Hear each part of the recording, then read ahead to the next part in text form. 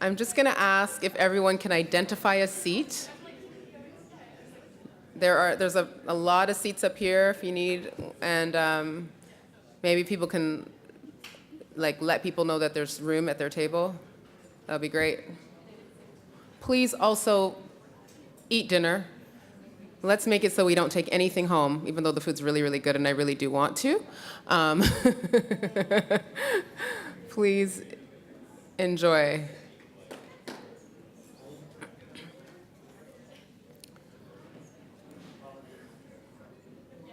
So I'm going to just draw your attention this way, though.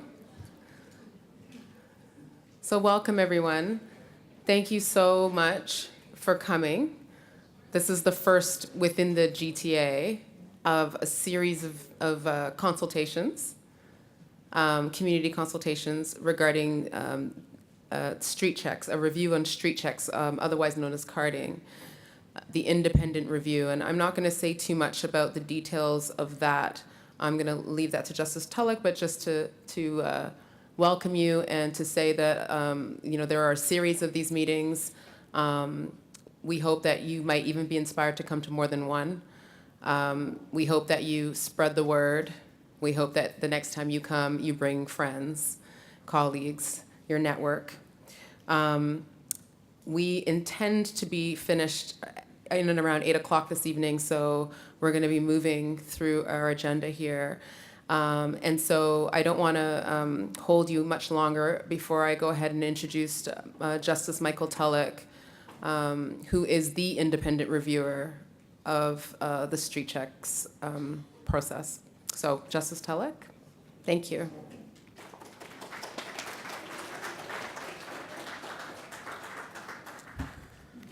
Okay, thanks, Kika, and good evening to everyone.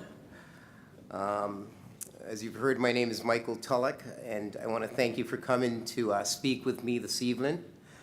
I want to talk to you about street checks, or what is also known as carding, and the new regulations, Regulation 5816, that the Government of Ontario has introduced to regulate this particular practice.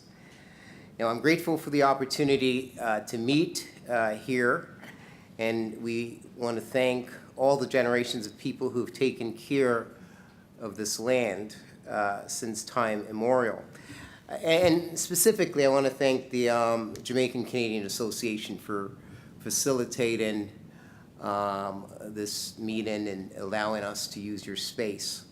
I think that a number of us are certainly indebted to the leaders within the Jamaican community who have paved the way for a lot of us to be here this evening, and more specifically, those who had the foresight and the vision to organize themselves back in the 70s and to have a space like this where we can come and speak freely about issues that concern our communities. I would also like to begin by acknowledging that the land in which we gather is the traditional territory of the Anishinaabe, the Haudenosaunee, the Huron, Wendat, as well as the Mississaugas of New Credit and other First Nations. The territory was the subject of the Dish and Spoon and One Spoon, One Pun Belt Covenant. And this is an agreement between the Iroquois Confederacy and the Ojibwe and allied nations to peacefully share and care for the resources around the Great Lakes. So this territory is also covered by the Upper Canada Treaties. So by acknowledging and recognizing this, we show our respect to our First Nations peoples. I also recognize the contributions of the Métis and the Inuit and other Indigenous peoples who have made, both in shaping and strengthening this community, the province, and the country as a whole.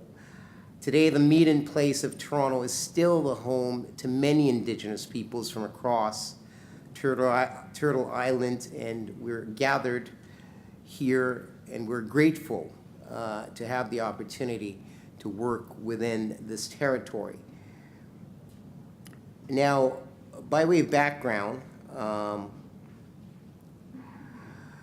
June the 7th, 2017, I was appointed by the provincial government. I was asked by them, and I accepted their request to conduct an independent, full and independent review of the Ontario Regulation 5816, which outlines Ontario's new rules on police checks, which is a practice sometimes referred to as carding. Now, in this capacity, I will be reviewing the content of the regulation and assessing whether police officers, chiefs of police, and police services boards are following it. I will also assess whether the regulation reflects the important goal of ensuring that police and public interactions are consistent, bias-free, and done in a way that promotes public confidence and protects human rights. Since my appointment, I've assembled a team to assist me, and we have participated in a number of consultations across the province. Today's consultation in Toronto marks the first of 3 such consultations within the Greater Toronto Area. And it's one of 12 public consultations that we will be having throughout the province of Ontario. I intend to draw on what I've been learning from these consultations to write a report with recommendations on the regulation around the practice of street checks. That report will be submitted to the government on November the 30th, 2018, and it will be made available to the public sometime in the early part of the new year. As I mentioned, the focus of this review is on Regulation 5816, which came into effect on January the 1st, 2017, and which outlines the new rules police must follow when it comes to street checks, also known as carding. Now, you're all seated at a table, and on those tables are a number of documentations which, in my view, are educational and outlines some of the issues that I would like you to familiarize yourself with so that we can have some fruitful discussions tonight. A street check is when a police officer asks someone for identifying information in a particular circumstance. The black handouts on each of your tables and included in the engagement guide provide you with information on when the new rules under the regulation apply and when they do not. For instance, the regulation applies if an officer asks you to identify yourself when they're looking into suspicious activities or investigating general criminality in the community. By contrast, the new rules under the regulation do not apply if the officer is talking to a driver during a traffic stop, arresting someone, or investigating a specific crime. The regulation also outlines what an officer must do if they ask for your identification in a situation where the new rules apply. For example, an officer must tell you that you do not have to share your identifying information and offer you a receipt with certain specific information after a request for your information is made. The regulation also provides information on the storage of information that comes from street checks, mandatory training for all police officers on the new rules, and public reporting requirements. With that background in mind, I want to take the opportunity this evening to hear from you. The review is an independent review. This means that I am free to critically examine how this regulation operates and look at issues of police public interactions in the context of street checks. Meeting with you, members of the public, is a crucial part of the process. And again, I want to indicate to each and every one of you that are here how grateful I am that you've taken the time to meet with me. I want you to know that I appreciate that speaking about some of these issues may be difficult for some of you. However, it is essential that a review of this kind be as thorough as possible. And that as the independent reviewer, I consider all relevant information from a variety of perspectives.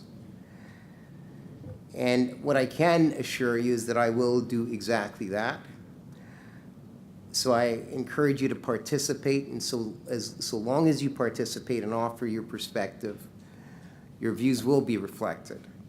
So again, I want to thank you for coming out tonight to share your thoughts, experiences, and recommendations, and I assure you that this process will allow your voices to be heard. Thanks.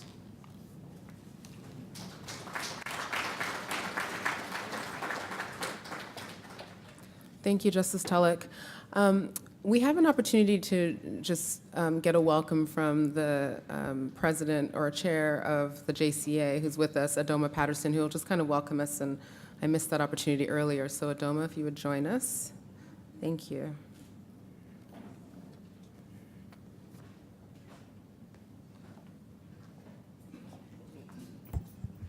Good evening, everyone. How are you? I can see by the turnout that we're all committed, and we remain committed to making sure that systems reflect and serve us as citizens and taxpayers. Justice Tulloch, Danielle, Kika, and all of you, welcome to the Jamaican Canadian Association. I hope this is not your first time here, but if it is, we, on behalf of the Board of Directors and members, I do bid you a wonderful welcome and good evening. We gather for what is an important discussion. As Justice Tulloch mentioned, it can be a very difficult discussion. But as we know from history that without the tough discussions, systems don't change. Without the push and the frank and honest truth and willingness to tell the truth, then things never stay. Status quo always remains. And the JCA has always prided itself. We are 55 years old. And so we have been around a long time talking about systems, opening doors. And so I do recognize the elders that came before me, the past presidents and others who have really fought to open doors with relation to housing and justice. So I hope that this is a good dialogue, and JCA will also be part of the conversation, and we look forward to seeing the recommendations and the final report. Thank you so much.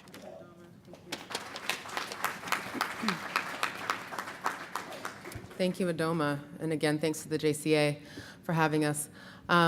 I'd just like to keep it moving and invite Danielle Dowdy to join me up here, please. Thank you. Thank you, and good evening, everyone. I'm going to keep this really brief because the time is going. Et bonjour tout le monde. J'ai une petite annonce. Sachez qu'un service d'interprétation vers le français est disponible. Veuillez vous munir d'écouteurs que vous trouverez à l'arrière de la salle si vous souhaitez écouter en français. Merci. And so basically what I said was that if you're interested in listening in French, there's a French translation service. So Justice Tulloch went over what the review is, and so I won't dwell on this, but we're here to talk about the review and to get your input this evening. We'll be hosting 12 consultations. Tonight is the second across the province. And the goal of these consultations really is to hear from you. It's to get your input on and hear your experiences on, is the regulation working? Is it addressing the issues that it was set out to address?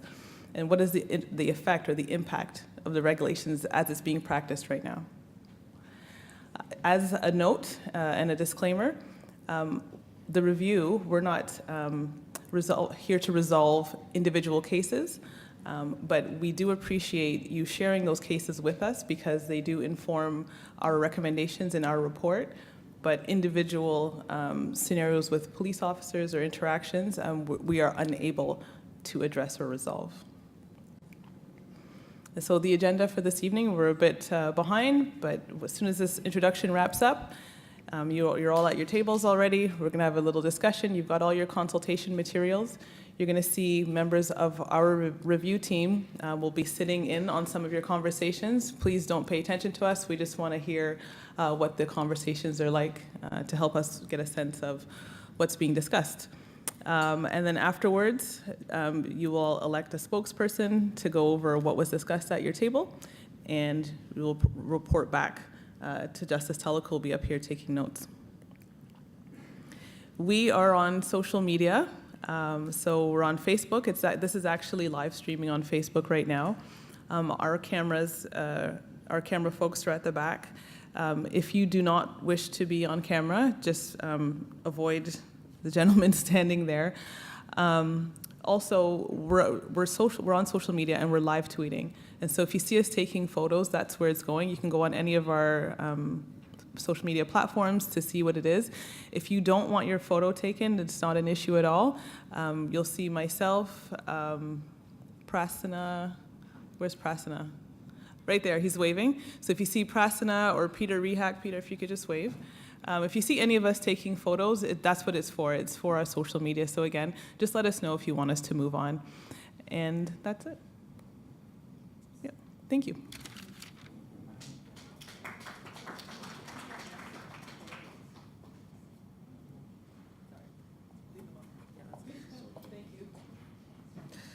All right, so just again, for people that are interested in French language translation, the headsets are actually in that corner on the left.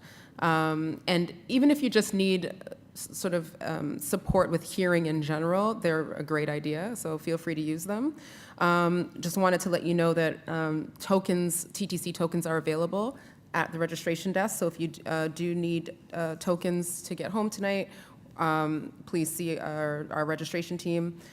Please make sure that you sign in and provide your email address. We're going to use that to follow up with you, to send you the report and the link when it's all said and done. And again, the process that you're about to do now is a conversation. And we're hoping that you would, as a table, sort of select someone that will be primarily responsible for taking notes, and also elect maybe one or two people who will be your report back person. So do think about that. But if you're the type of person that would rather write us or you have more to say, then we do have a space or an opportunity for you to do that at our website, at which is there, www.streetchecksreview.ca. So I think that covers all of those bits. So it is 6:35 now, if that time is correct. That's the correct time, right? And so, okay, thank you. Sorry, let me pause and just address the question. In terms of who's in the room, as far as we know, there aren't police in the room, but there might be police in the room. Are there police in the room? We don't know exact. Okay, so there are some police in the room. Great. We don't know all of it, who's come, and I guess let me just say a word about people's participation at the roundtables. Justice Tulloch articulated the intention of these consultations. We want to know about the impact of the new regulations on you, the community. And so we're going to ask for people who don't have that input to give, but wish to remain at the tables, to really be cognizant of the intent and purpose of this evening, and to ensure and allow that community members feel safe and free to share as they wish their feedback. So I'm going to ask everybody at all the tables to just be mindful of that and be mindful of the space you take up in terms of conversation and making room for each other and really leaving space for everyone to be heard. Does that make sense? Can we agree to that? All right. And if people need to, please just let us know if you think having a member of our team, and you'll know that they're team members because we'll be wearing these white tags. If you feel like a member of our team should come and join the table to support that process, do let us know. Okay. So I'm just, in terms of time management, I think it's about 6:35 if I'm seeing correctly. And so we wanted to give you a good amount of time to talk with each other. The packages on your tables, the white packages, outline the consultation questions. And so we're going to ask that, as I said, that you sort of select someone that will take notes, and maybe they could be considered sort of the facilitator at your table, to move the conversation along and take notes about what is discussed, and then plan for either that person or someone else to be someone that will report back. Let's do that process until 7:15. Do we agree, Danielle? 7:15? I was going to say 7:20. Well, I think you need an hour. Okay. So let's say that we'll do that process until 7:25, because I'm just conscious of the fact that we need to transition into a report back process. And exactly at 8 o'clock, we're going to move into closing remarks, et cetera. So we're giving you 55 minutes to have this conversation. All right. Are there any questions just about this process, this piece? I guess the only other thing I would say is if people look around, if there are tables that only have 3 or 4 people, that we would think about filling those tables. And for the people that are on the sidelines, if you would join tables, and if we would just make room for your colleagues, that would be wonderful. Okay? Thank you so much. Thank you. So we're going to draw our attention back to the front again. Thank you for engaging in a robust conversation that was wonderful. But now it's time for all of us to hear some of what you've talked about. By my count, there's about 12 tables, and am I right? Approximately 12 tables, and about 36 minutes. 36 minutes to deal with. That's about 3 minutes a table. So we're hoping you selected someone to do a report back. And what we'd like to do now is hear some of the highlights of what you talked about at your table, as given by your selected speaker. Okay? So, now everyone's having arguments about who's going to be the speaker, right? Okay. So hopefully you've made that selection. Is there a table that would like to go first? And can we agree to work within the 3 minutes? Is that reasonable? Thank you. There's a microphone coming around. David is coming around with microphones.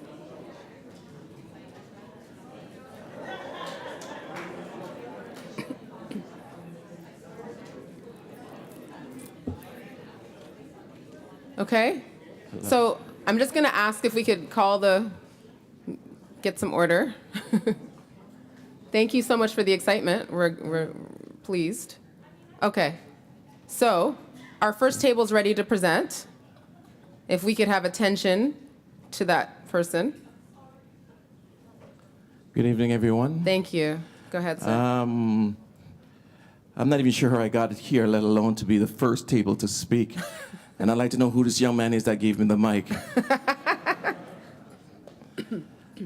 Well, my name is Delaware Gordon, and I just be real quick, just take a minute. What 2 points that our table talked about is, in order for us to, I shared some personal experience that I've had growing up as a young black man in Toronto, some of which were negative with interaction with the police, but not at all jaded by the police. I think a lot of my colleagues happen to be police officers.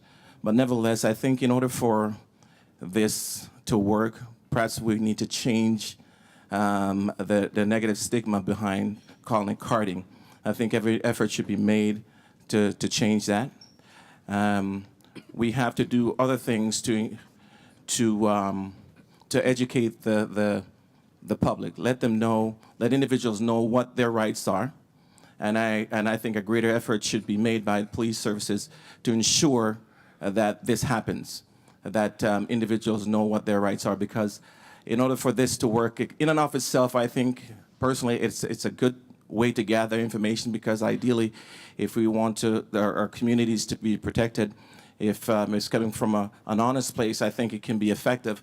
But in order to restore confidence in the police service system, somehow, this is, it's good to have this new regulation. But in order to restore confidence, something has to be done. Perhaps other factors need to be addressed to perhaps win the confidence for us to really believe that this is an effective means of policing. Okay, thank you.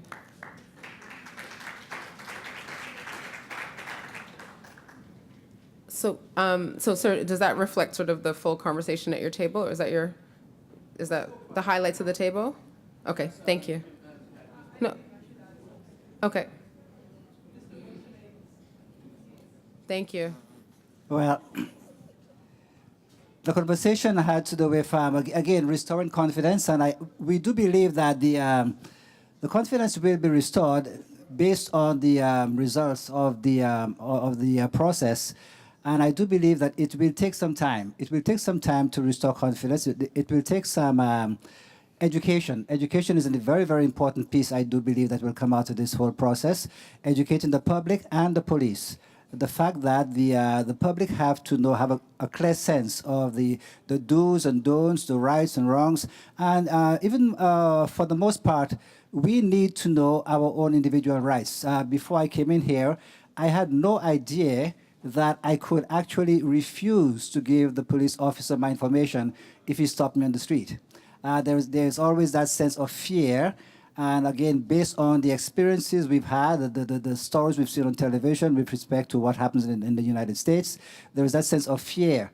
And I do believe that we need to be educated enough that we have the clear sense that we are not obliged to give the police officer our information when we stopped on the street. So education for the public, and also more training in public relations for our police officers. Thank you so much. So if we can move on to another table, is there another table that's ready to go now? Okay, so sorry, just before you start, sister, can I just ask for the tables that are not sharing to not talk so whoever has the microphone, if they could be the only one talking in the room, that would be great. We're all, as you can see, the whole team's trying to take notes at the side. Justice Tulloch is trying to hear, I'm trying to hear. So if people would just do us that favor. Thank you so much. Go ahead, sister. Thank you. Hello, everyone. My name is Latanya Grant. One of the things that we discussed at our table was, why was this new regulation implemented? Because this is 2017, but in 2014, August 24th, my cousin Jermaine Carby was killed because of carding. And what do street checks and carding mean to me? It means arbitrary detention, which is a charter violation. And I think that's why they changed it, because they started to realize that it was a violation of our charter rights, and instead of getting sued, they tried to cover themselves. Another thing that we talked about, do we think that street checks benefits the public safety? No, it does not. They take your information, they put it in a database. Anything that happens in that area, they're gonna look at that person like a criminal. If you stop me in the streets, why should it be implemented into a database? There should not be no timeline, even if it's 24 hours, which one of our members said it should be.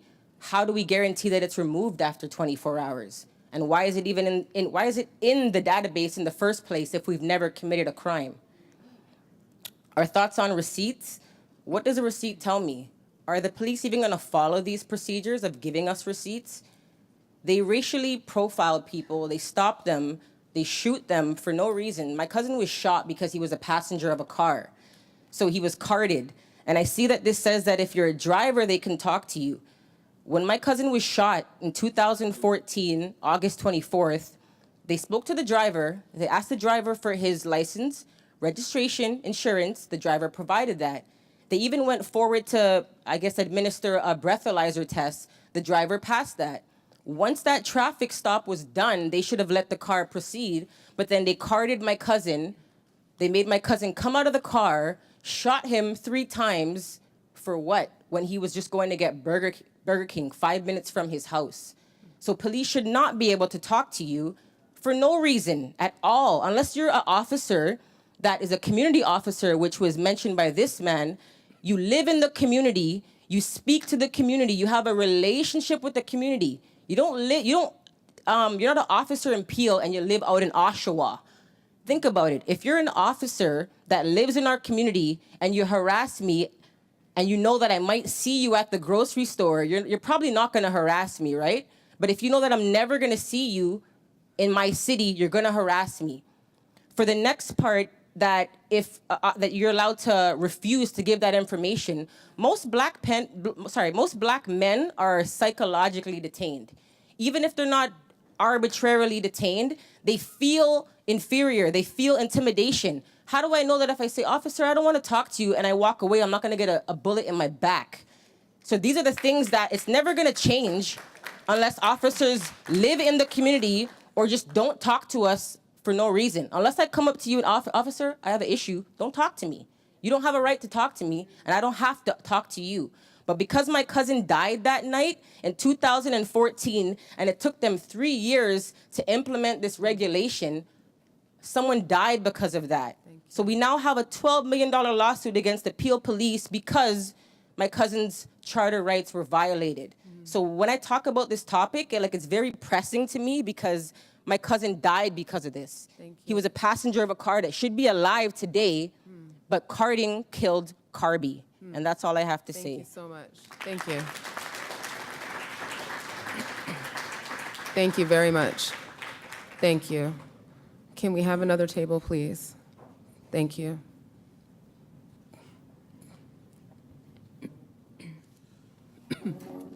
Good afternoon. I'm Jaden O.J. Maxwell.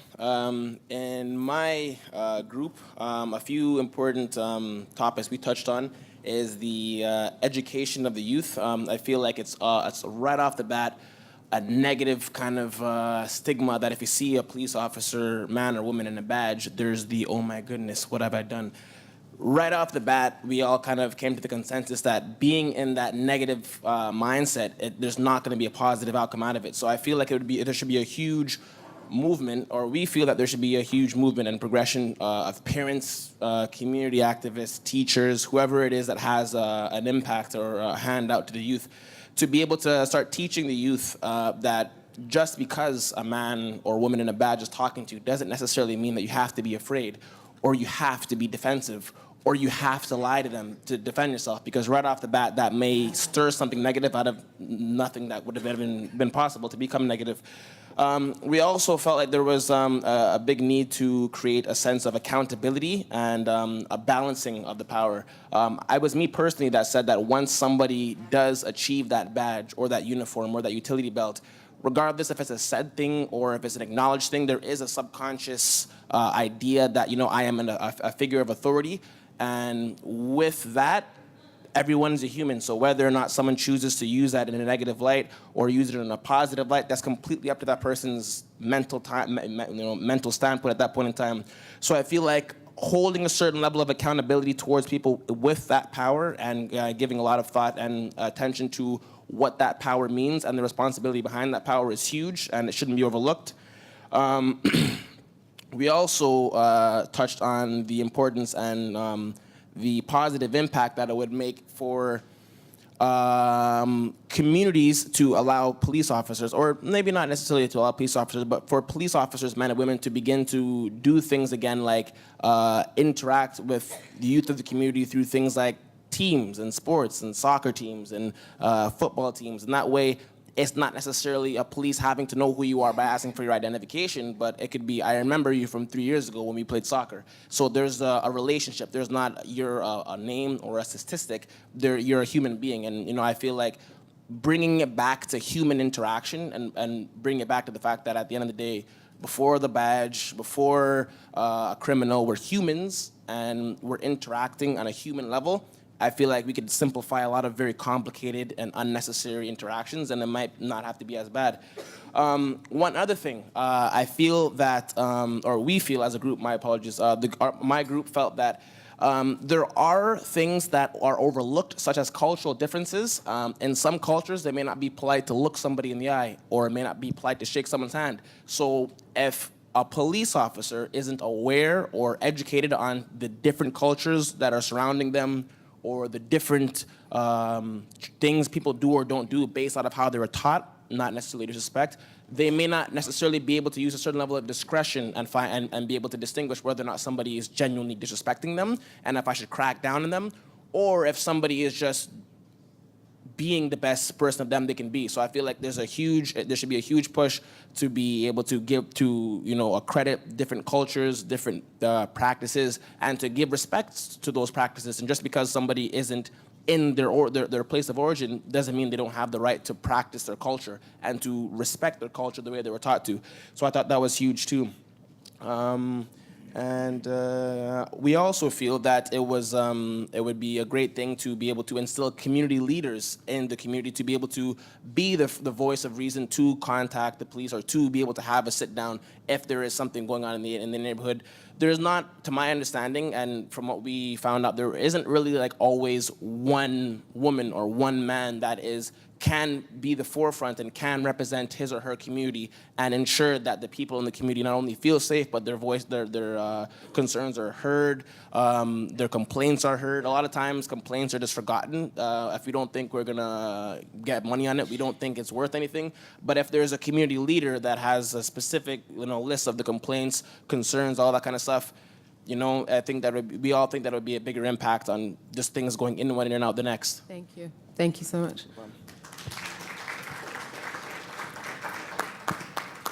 Dave, lots of tables around you. Yep. Thank you. Hello. So just a few highlights. First, I'll say that none of us here really agree with the whole process of street checks, but it's our reality. So the conversation was centered around how to deal with that reality. For the most part, we don't see any benefit to it. We don't see any benefit to community safety. It's a violation of rights, a loss of rights, documentation of information that can be used against us, so that's concerning. We agree that most people do not know about the regulation. There's been a lack of a marketing engine to promote it. And we compared it to the RIDE program and how that is advertised. So we feel that it's not intentional enough. So some suggestions, an ongoing media campaign, and keeping in mind how social media is so prevalent these days, use of social media, school outreach and education campaigns within the school. So in Peel, we still have school resource officers. They should be having these conversations with the students. And also use of community-based media, so papers like The Share, where we go to access information. So there should be a larger effort to promote this because a lot of people are not aware. There's also consideration for the fact that... Michelle, can I ask for a point of clarification? Yes. Are you saying, sorry, I just want to, because I don't know if my team is clear. No. Promote the new regulations, or what? To promote what? Sorry, that's a good question. Okay. Promote information about our rights. Okay, thank So, you. yeah. Rights. Thanks for information. asking that. Sorry about that. Yeah. Just for people to know their rights, and it should come from the people in power. One of the things that we also discussed was the idea of the receipts. It's great to get a receipt, but it doesn't make it any better that we are carded in the first place. And a point of concern is that the rules about how the rules that the officers must follow, it can't be based on race or arbitrary reasons, but how is that determined? They can say anything, so I think that this still needs to be fleshed out, because at the end of the day, an officer can make up any reason and say there was a legitimate reason. They have the power to do so, and I think we also have to be mindful of the fact that I believe that the young man, Devontae Miller, what I understand was that he had let the officer know that he didn't have to answer any of his questions, and look what happened to him. So I think we need to be cognizant of the fact that, yeah, we may know our rights, but not everyone feels comfortable or safe enough. It isn't always safe for us to access our rights. When it comes to policy and accountability, I'm going to say that none of this is going to mean anything if there's no accountability. Quite frankly, if there's another policy and training and there's no accountability, then this is just meaningless. And I'm just saying this is a waste of time. For every consultation that we go to, there's a policy, there's more training and supervision and such, but they can still get away with it. So if there isn't going to be any accountability, then please don't waste our time. And the reason there needs to be accountability is these are people that can take our lives. So there needs to be accountability for what they're doing, perhaps even reviewing at the end of the year when there is a review that they're reporting to the public. Look at the officers. Who are the ones that are doing a large number of street checks? What is their interaction with the community? Have there been any complaints lodged against them? Okay. And the demographic of the community that they're stopping. So the actions of the officers also have to be reviewed. And was there anything else? Sorry, I'm gonna need you to totally wrap it up in Yep, seconds. yeah, that's it. Thank you so much, Michelle. Sorry. Thank you. Thank you, thank you. Okay.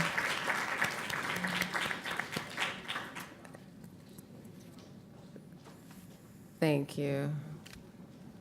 Hi, everybody. Hello. So, my group had a few things, and I'm pretty sure that we all realized them. This point right here, the last bold yellow, that point completely negates everything else. Can you read it out loud, sir, just for the... In rare cases, if following the rules above could negatively affect an investigation, threaten public safety, or force officers to reveal confidential information, police officers may not have to tell you why they're asking for information. So what was the point of all that? Okay. Right? Okay. Tell you that you have the right to refuse giving ID, right? And give you a receipt from the interaction. So that it's like,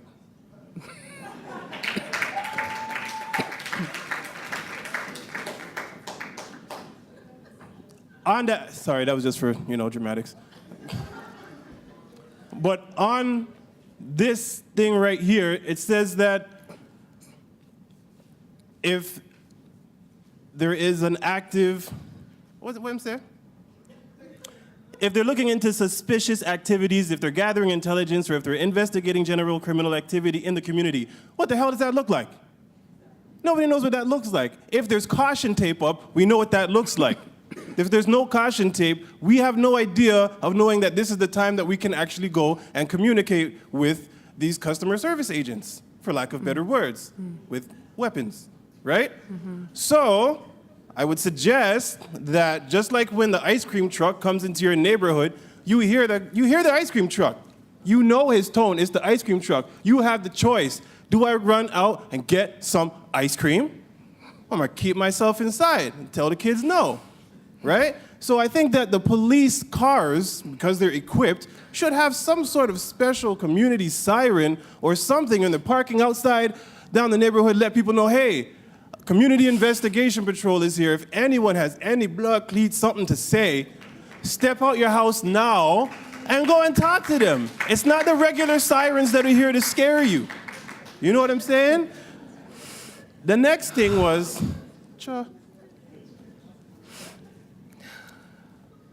no snitching.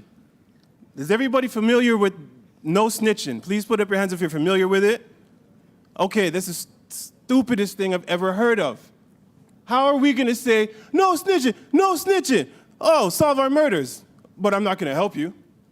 Does that make any sense? You're talking to people outside of our community to solve the murders in the community, but the community won't help the people that we're asking help from because rap says not to. And we have got to start teaching the younger generations, amongst other things, about not being afraid of the cops, but knowing when to exert certain rights and when not to, that this thing called no snitching does not make sense. We keep complaining about the murders in our community, but then when they come and they knock on our door, they walk through the neighborhood without the Dickie D friggin' music playing, because we don't know this is the time to go talk to the cops, or are they looking for someone to go kill them, right? But if we don't know, come on. There's gotta be some kind of fine line between, forget the fine line. You guys have to communicate with the police officers. We have to communicate with the community, and we have to communicate with the police officers because they're part of the community. People are people. When they're naked in their bed, they're people. When they wake up in the morning, when you cut them, when they bleed, when you do, we're all people. So if we keep segregating them and segregating ourselves, even when they're in cars and they're driving, how the hell is that it's community watch? It's not community talk. Get out the car. I walk up to cops all the time and I talk to them. They know my face, some know me. What do I got to hide? But you have to step over that damn red line and stop keeping whatever the hell you know in your community to your damn. I ain't saying nothing. Well, they ain't solving my murders. I ain't saying nothing. Do you see that? Right? You with me? Thank you, sir. Good night. Thank you very much. Can we have another table, please? You're a lot of fun. Thank you. It's hard to follow that. But we have, it was 20 questions in 55 minutes. I know, and you only have 3 minutes to report back now. Right, so thank that's you. a task. But we're gonna, just because we know that this is being documented by researchers, we're hoping that the responses will be accorded to each question. So question 1, we just wanna, and so this group was comprised of 2 moms, 2 dads, 2 youth within the early 20s. And so to start off, the first thing that they want to communicate is that they felt that there was, this is an unsafe space because police officers are unidentified, although there were a few that were identified. And it was very reminiscent of the culture of carding, where you don't know where the police are, you don't know what they're here to find out. And so number 1 recommendation is that it should be a community space if you want to hear about actual stories, which goes on into question 8. And I do hear you around communication, but that is one thing that was expressed, that there was a level of feeling unsafe to speak about certain situations in question 8. So the group does feel that this process legalizes a pathway for conducting carding. And so the feeling is that the consultations that were conducted by the ministry that have had TPS hear the voices of community have been ignored, and that this systematizes carding. And so we go through questions 1, and so some thought carding had actually stopped because after all the consultations where people were saying, stop it, they thought, oh, it had actually been listened to. Others said, no, I didn't think that because social media tells me every day that my brothers, my sisters, my peers, especially African descendants, are being stopped for no reason, are being assaulted, are constantly in danger. Question 2, in terms of listening to what carding means to the community, it means that to have carding being formalized right now means that we're not being listened to. Question number 3, are you aware of the new regulation? A lot of them said we were not aware, and similar to what was expressed right now, this campaign around informing us is really quite confusing because the questions kept being asked around, well, what happened from the consultations till now? This is another round of consultations, but what's been happening? Why do we still have these issues of carding being reported if this regulation was implemented January 1st, 2017, and the community has already said that we don't want it? In terms of question 4, and do members of the public know enough about the regulation? No.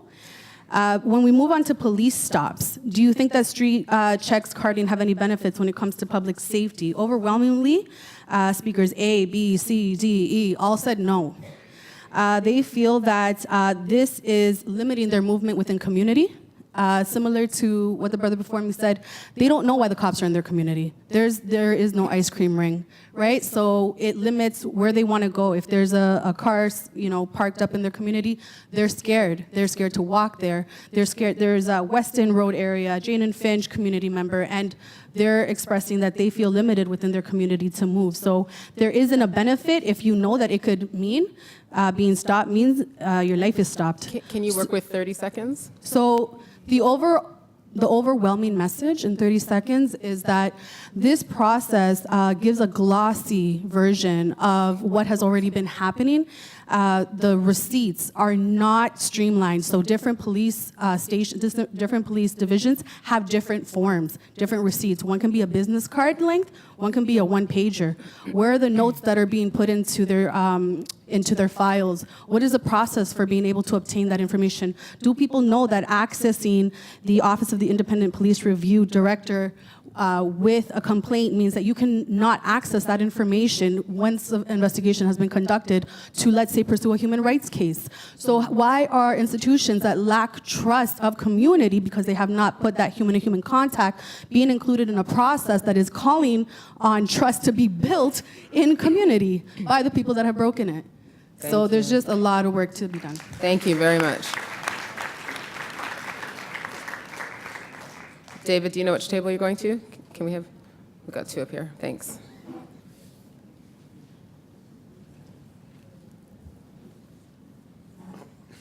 What I'm going to recommend for groups is we've gone through more than half of the tables, so now is your opportunity to only give the information that hasn't been already said. Is that fair? Yeah, but we didn't get too far. Okay, thank you. So I'm just basically going to touch on 1 to 7. My name is Tyler Murphy. Have I heard of street checks carding? Yes. This is a new name for it, but this has been going on for years and years and years. You used to call it like an occurrence report or an incident report. What do carding or street checks mean to me? It's kind of a general consensus at the table that it is a way to stop people without probable cause and cause or compel them to identify themselves and keep a record of that interaction, which they would have previously needed reasonable and probable grounds to do so. 3, are we aware of the new regulations that came into effect January 2017? No. Everybody's heard of it, but nobody's really informed on it. Do members know about, members of the public know enough about the regulation? I don't think so. I don't think anybody does. Even people who work in the legal industry, even police themselves aren't fully aware of how to go about this. What can be done to improve rights? Now, that's a tricky question because knowing your rights and the way that parlays when you're telling that to the police officer on the side of the road, it's two different things. It escalates things. From my experience, they get upset and things can go left quickly when you start asking why you're detained. What's the reasonable probable grounds stopping me? Why do I have to identify myself? That aggravates them.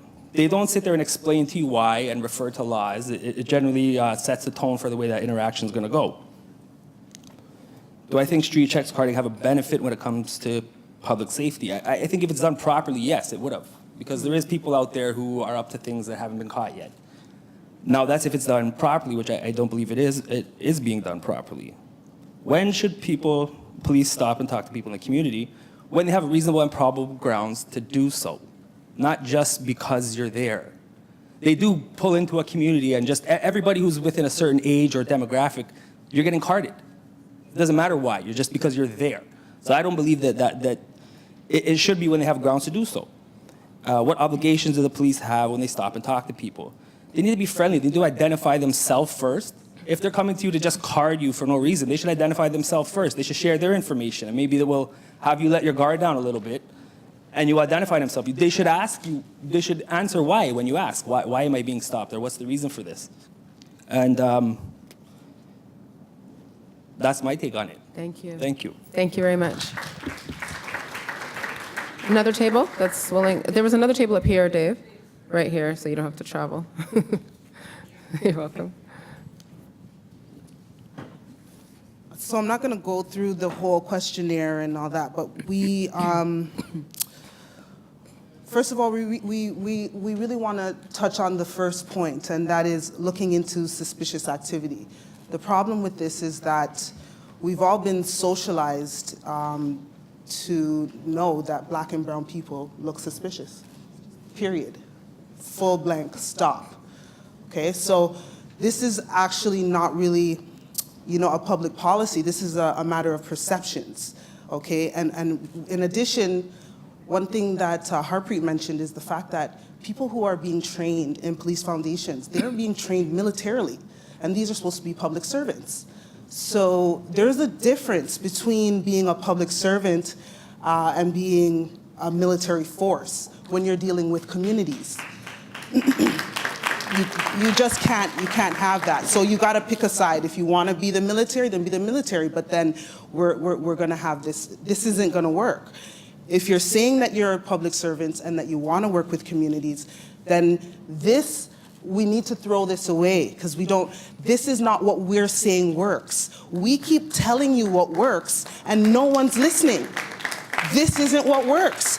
We can sit here and come up with a whole bunch of innovative ideas that have to do with how we change perceptions and how we start looking at things differently. With many of the points that the gentlemen and the ladies that mentioned, that spoke tonight, that have to do with a lot of the new technologies that are out and things like that.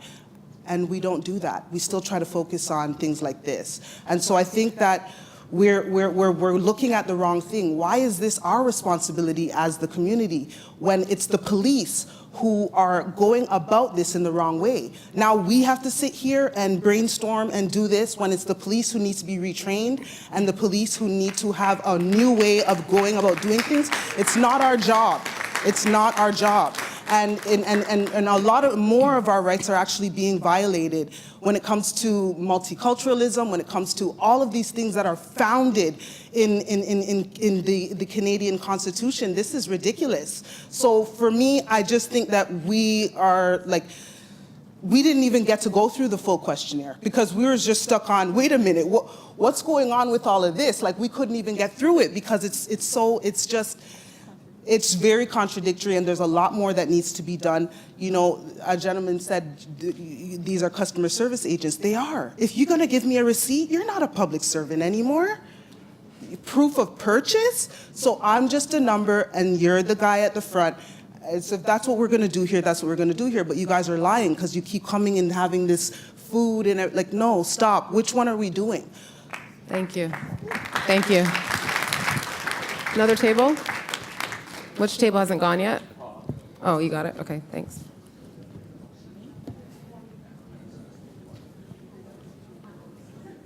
Save the best for last. We'll be quick. Just a few points, not around the questions. Some folks, and this may not be planned already, but some folks as well talked about the need to consult directly in certain communities, so whether that be Rex or Shoreham, like right in communities speaking to young people in private consultations. Some of us spoke about the idea that this isn't actually about carding, it's about police harassment and abuse and about stereotyping and about racial harassment and surveillance, and that as we're having this conversation about regulations on carding, we're actually forgetting almost the social context in which this exists. And so speaking more to that social context, it's almost like we're ignoring that, you know, there's anti-Black racism, that there are bias that exists, and that there's a power dynamic when police and people interact. A lot of the people around the table spoke about the actual experience of carding. So it wasn't just the physical thing around giving your idea and having your information written down. People spoke about being searched, about every time that they were stopped, police had their guns out, pointed at them. Some mentioned the idea that the idea of carding in general is like fundamentally illegal to them, and that receipts don't really mean anything. On the flip side of that, some folks spoke to the fact that they would like to actually see receipts having another feedback loop. So almost like your Uber app, where they give you a receipt, you can go online immediately or on your app and actually give feedback about that interaction and have that be public and almost influence the way that training and kind of this process is monitored. And then in terms of like the actual understanding of the regulations, a lot of people said that they had no, they knew the regulations existed, but they didn't actually know the nitty-gritty details of it. And that in order to actually have young people, parents, et cetera, involved, there needs to be a public education campaign that engages the parents, school, and curriculum. Thank you. Thank you very much. I just want to conclude for the table and some of the sentiments expressed here. Fundamentally, this has not really dealt with the question. The whole issue about police carding and the stopping of people in the street is an infringement of rights for Black people. It should stop immediately. I don't think we can tamper on the edges with the matter of whether we should give a card or a receipt. It doesn't make any sense. Police should not be stopping Black people in the street just because they look suspicious. That used to happen in Soviet Russia. I think it's very important to understand that the carrying of a receipt around simulates what was happening in apartheid South Africa. This is a 21st century Canada. What we need to be speaking to, every one of the black men sitting at this table that I asked the fundamental question, have you been stopped at the table by police officers? Every one of them has been stopped. I would like to understand how many in this black room would not have been stopped by police officers. How many white people have been stopped? I think the experiences, the social experiences that we're going through has acculturated our children to think that it's okay to have police officers in their schools. How many countries in the world do you go to, you see police officers in schools? Something is wrong with the society. Thank you, sir. It's failing the people. Thank you and so the much. resources need to be put in place to stop the school-to-prison pipeline. Thank you. Thank That's you so what much. needs to happen. Thank you. Thank you.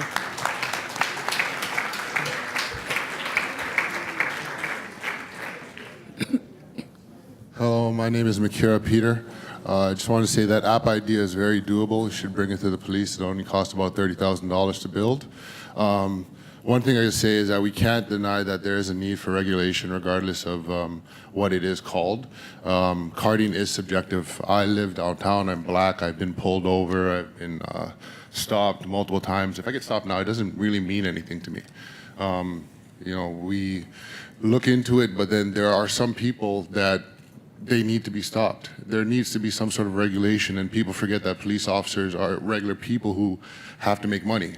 So, you know, maybe not the first year or the second year, but third year and fourth year after going through multiple experiences, they build a bias and they then act on those biases. It's not necessarily their fault, but can we come up with a way where we can get 10,000 cops to not develop that type of mentality?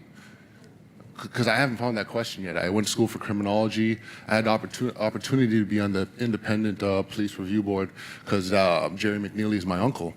But I can't realistically say, how do we still protect people and be active, let police be active participant in the community and to serve us in terms of protecting us, but then, not inflict and impose bias. So we, in our group, we kind of saw both sides of the story where, there's a lot of times where they do put too much, they apply too much the bias, but at the same time, how do you navigate through that as a police officer over time? It really is tough because you hear stories like, someone getting shot in their car and it's like, holy crap. But at the same time, there's people who would get stopped and they have 2 guns on them. They shouldn't have those guns if they never were stopped. That's 2 guns off the street. People, we save the card information and then they find, thousands of dollars of guns or, drugs and stuff. It's because there's active investigations going on by the police. They can't tell everyone because if they did, then people would get away all the time. So how do they actively do their jobs but not, kick down like little kids and do, pull over random black people? It's a really tough position to be in and, that's kind of what we got to say.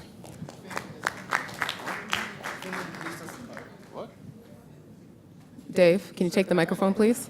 Thank you. Is there another, how many tables have not gone? Sorry, I just want to make sure I get everyone. There's one there, Dave? Or where you are? Great, thank you. We just have 2 more. Thank you.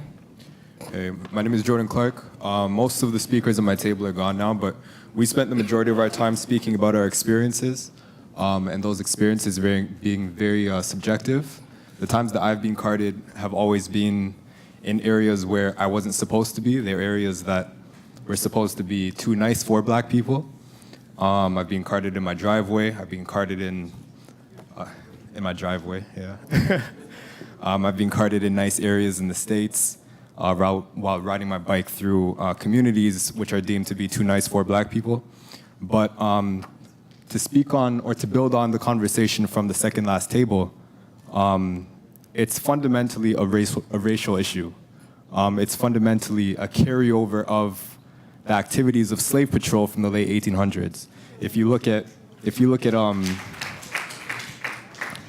the gathering of intelligence, the investigating general criminal activity in the community, looking into suspicious activities, these are all things that the slave patrols from the late 1800s after emancipation were forced to do after the slaves were let free and they had nowhere to go.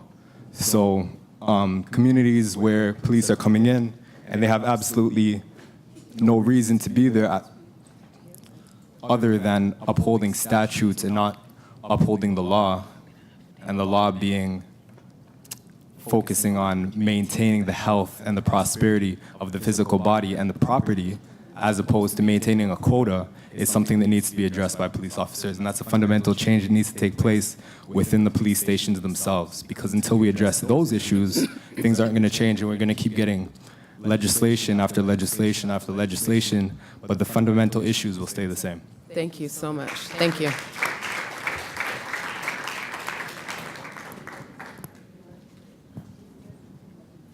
Good evening. I'm Dr. McIntosh, a medical doctor. I've been here since 1968, and I think I can talk a lot about this subject, but I won't. I'll just deal with the street carding and a few other points.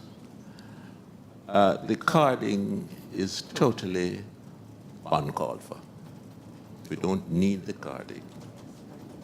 The carding is an invasion. 95% of the people who are carded are people of color. Are you saying that we're that important? That we are being struck out for carding? No.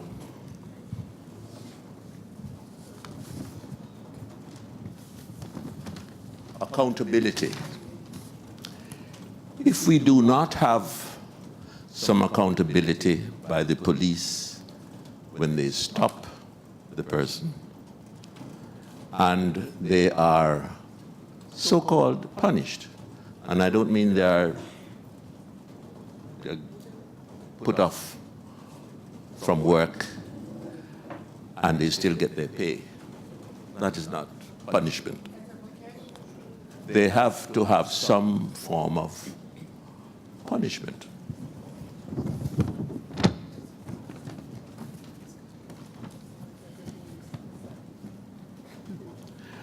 The providing of a receipt, unless it can be used in a sense that we can put it on Facebook and put the police officer's name in black and white, means nothing. Totally, absolutely nothing. Thank you very much. Thank you. Thank you very much. Thank you. Okay, so we just have, if that covers all the tables, can we just get a double check on that? Great. Where is Mr. Singh? Dave, I actually need you right up here with that microphone to Nia here, please, who will introduce himself and then share. Thank you. Good evening, everyone. I'm glad to see so many people turn out for tonight's consultation. First of all, I want to say, I'm going to let you know, I'm not part of the review of the regulations. I've contributed to them just like you have, but I am an independent community member, and I am a lawyer. But most of all, I'm just like you. I'm a community activist. I'm here to ensure that our rights as Canadians are safe. I've heard a lot of things since I came here. I wasn't here from the beginning because I was at court, but I heard a lot of things come up here, and I wanted to speak to the audience and answer a few questions and clarify some misconceptions and feelings that are passing around the room.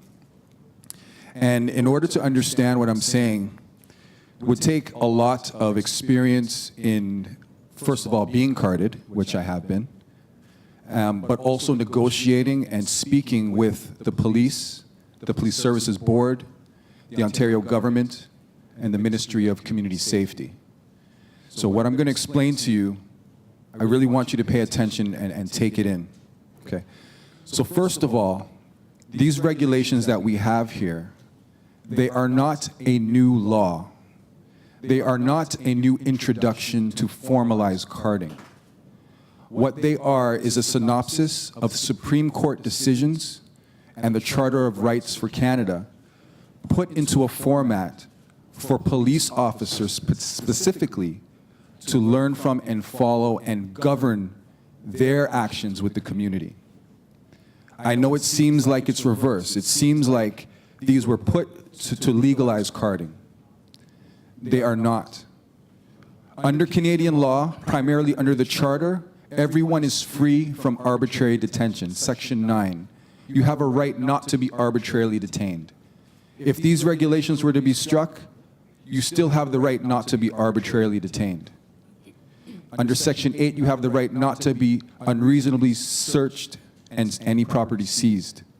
And under Section 7, you have the right to liberty. So the reason why we have these regulations is because, primarily, officers have not been doing their jobs properly when it comes to interactions with specifically the African Canadian community. Think about how many things you've seen in the media lately in regards to officers' behavior. The seizure of evidence and eating marijuana, right? That's not legal, but officers still do it. Some officers, I'm not going to say all officers, but some officers have done that. There's seizures of property from evidence lockers. It's not legal, but some officers have done it. So the arbitrarily stopping of citizens and demanding information is not legal. It never has been. It never will be. But because our community has been targeted, they stay silent. They don't speak up. And when we don't speak up, we don't get results. 5 years ago, people started speaking up. Even before that, people started speaking up. The media did not listen. The media did not pay attention. As of 2013, it caught on. The media started paying attention. 2015, the government stepped in and said, we have to stop this practice because it is corrosive. So what I'm trying to say is that we have all the tools in front of us. Primarily, you have no obligation to ever speak to anybody in this country. As long as you're on Canadian soil, you have the right to silence in all circumstances. Now, knowing how the interactions can play out, sometimes it's not advisable to antagonize the situation, or knowing that you may be in a threat, sometimes you will have to speak. But you have that right.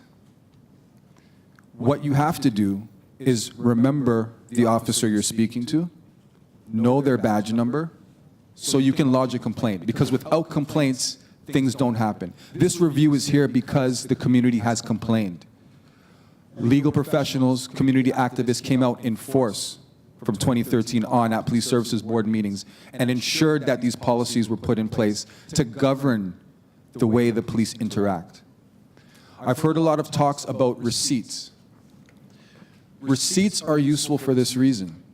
If you get stopped and no officer is obliged to provide you with a receipt on that interaction, how are you going to know who to complain to and who to complain about? Once you're provided that receipt, you have the officer's badge number, you have the reason for the stop, and at that point you still don't have to give any information. If an officer right now tries to stop you and asks you for information and you refuse to talk, he's still obliged to provide you with the receipt. So these are some things our community does not understand. And I know my brother Danian mentioned, what about these exceptions? Yes, the exceptions are a problem. They create a situation where officers may be able to convolute something and get away with not following the regulations. But at no point can any officer arbitrarily detain you, illegally search and seize you, or arrest you or abuse you. When those things happen, it's imperative you speak to somebody.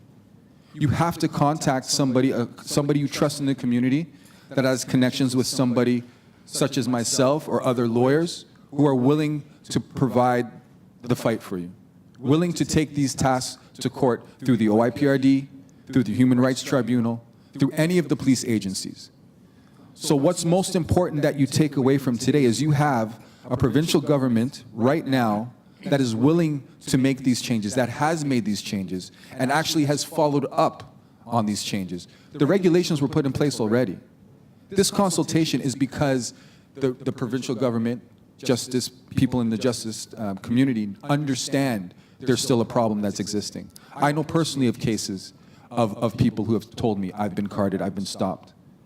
Right? So you have to understand that the regulations are complicated, yes, but the solution is simple. Remember who's talking to you, remember you have the right to silence, and remember if you're demanded information, you should be provided with a receipt.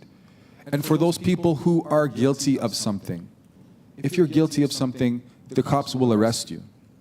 they will arrest you, and then you'll face your charges in court. But for all those innocent people, you do not have to overextend yourself.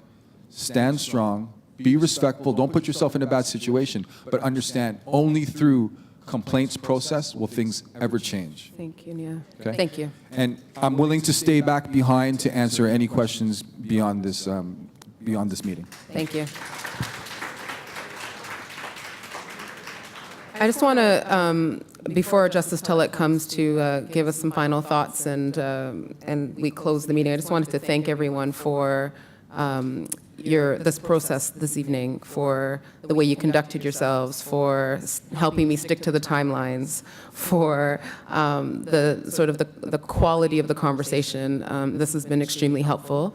Do remember that we have a series of more meetings. Do check our website and spread the word to your friends and colleagues and network. You see all of our social media information here. The information about the other places and times is also listed on our website, which you see there. We're going to be here for probably a little while this evening. So if you do have additional questions, if you did not get to express yourself this evening and you have more to say, please visit our website. Again, we have tokens at the back. I'm just trying to think if there's anything else I need to remember. Team, am I forgetting anything? Thank you for coming, and we hope we see you again. Thank you. And so, Justice Tullett. Thanks, Kika. Yeah, I just want to thank all of you again for coming out. I want to reiterate the fact, though, that we're not the government, right? We're independent. I'm a judge. I still sit on the Court of Appeal. My team that are with me, we're here to hear from you, and we're going to reflect everything that you've said. We're not here to give you advice, though, because, as a judge, I can't. When I was a lawyer, I certainly was able to do that. But, we've heard you, and we've heard you loud and clear. I also want to thank Mr. Singh, who was very gracious in speaking to you, because frankly, what he said, we can't say. I'm not here, like I said, as a part of the government, and we're not here, in any way as an arm of the police, right? We're here so that we can actually receive your information, receive your experiences, reflect upon them, and analyze this particular regulation within the context of how it affects the community and how the community feels. One of the things that you have to be mindful of, though, is the fact that for over, I'd say 40, 50 years, our communities have been at odds with the police in that they have been racially profiled. And, a lot of our fathers and forefathers, they have been crying for change for a long time. And nobody has listened. Now, though, the government has, they are listening. And they're listening because of people like yourselves who are actually, articulating your concerns as well as your experiences. And in the last round of review, I think that we can see that there are changes that are forthcoming in the new legislation that is being tabled. So I'm hopeful that with your input and with the input of other members of the community over the next little while in the consultations that we will be doing, we will be able to make this regulation better, or if the consensus is to get rid of it, well, then that's what we will reflect to the government. But what we really need is to hear, what your true feelings are, what your perspective is, and how, can we best reflect that in our recommendations. So again, I want to thank all of you for taking the time to coming out here. By the way, I wasn't giving you guys food to entice you to come, but I think that it's important for you to come and share your views and your perspectives, because being silent isn't going to help. I could tell you that much. And there will not be any changes unless your voices are heard. And like I said, we're here to listen. Thank you.